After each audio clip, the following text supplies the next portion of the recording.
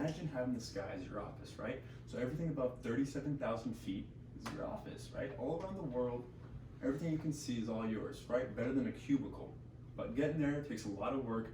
It's very hard, but once you're there, it's very rewarding and you won't want to come back down. So in the next few minutes, I'm going to explain the 3 major points about becoming an airline pilot. First is your flight school, your education, and your flight experience. So starting with your private pilot's license, 3 major points I want to talk about are going to be your first class medical certificate, 40 hours, and your written exam, all right?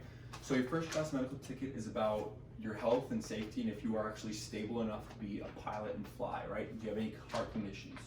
Do you take ADHD medication? Do you have epilepsy or something like that, you know? If you have stuff like that, you won't be able to fly because it's very dangerous. Second is going to be your instrument license. Your instrument license is going to be the hardest, most complicated license you get during your professional career. You're going to have 50 hours as a pilot in command in cross-country flight.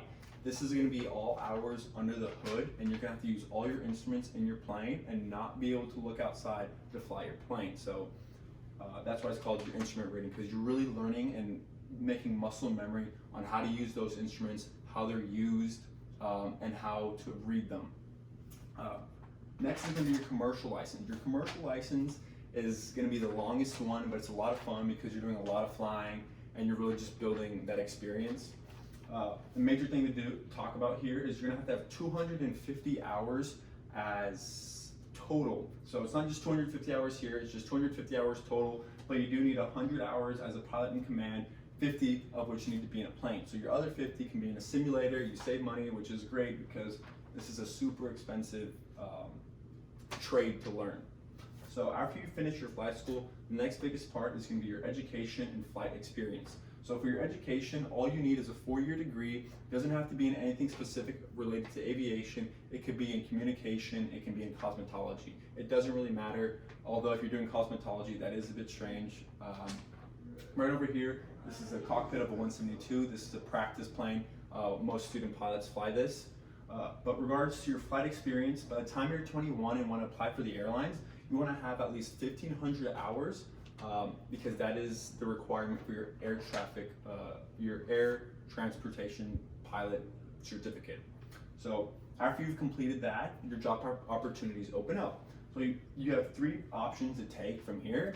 Your first option is working for regional airlines like Envoy or SkyWest. Here you'll become a first officer. You'll get your rating for the plane that you're flying, and you will start flying regional flights, okay? That means like domestic flights here in the United States. And this, working for regional airlines like this is how you get to the big carriers like American Airlines, Delta, and United.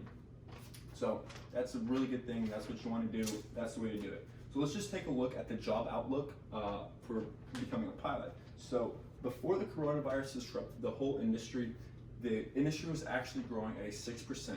So that's around 6,000 to 7,000 pilots a year. It seems like a super big amount, but recently the pilot industry was growing, and due to 9/11 and all that, there was not a lot of pilots that went into the industry. So they're all leaving and tons of new pilots are being hired. So in 2019, the median salary was $121,000 and $430. But when you do first start flying, you're not going to be making anything close to that. You're going to be making more, around $60,000 to $70,000, but that's still great. Every year you're going to have a $5,000 to $6,000 bonus, but in 20 years you'll have double that amount. So thank you guys for watching. You guys have a great day, and remember that all you need is flight school, flight experience, and a 4-year degree, and you're on your way to becoming an airline pilot.